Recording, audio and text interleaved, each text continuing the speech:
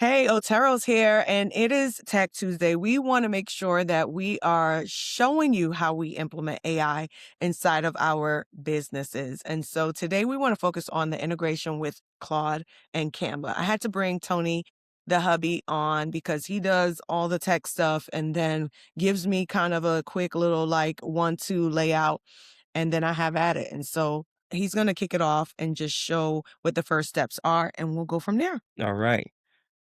Hey everybody, Tony here, and I'm going to show you the first two steps in integration with Claude. So the first step would be to download Claude. So we're going to go to download Claude, make sure that it's the right Claude for you. If you have Mac OS, it'll come up. If it's Windows, it'll come up, and make sure that the computer can handle Claude.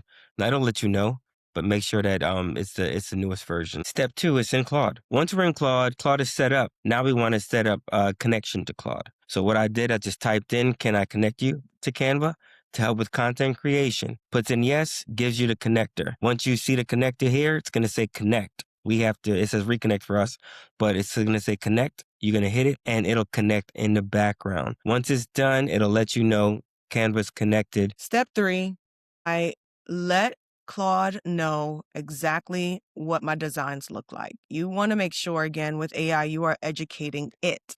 And so my word posts are already labeled, and we started to design a word post. All of my AI carousels are on a template called word post. And once it locked it in, we began to work on the actual context for the word post. And so I come back and I said, hey, the word post I want to work on right now is the Claude to Canva connection. So let's get started, as you can see here. And so it began to create the context for me. It already knows my voice. And so I made some slight edits, as you can see here. And then we go back and forth to finalizing it. I gave it some more feedback. And then once it finalized the context for the word post, then I gave it permission to create. Step 4 was context. So step 5, you review. It gave me the link. And here we are. And it needed minor edits, but overall, every slide was what I needed it to be, which was amazing. And there you have it. It will create for you. Some of the changes I had to make were like how DMU is white. I just like different pops of color in my headers. And so I had to do that myself manually, but that's it. Download it. It's ready to go. And I created a follow-up video because I wanted you all to see the actual steps.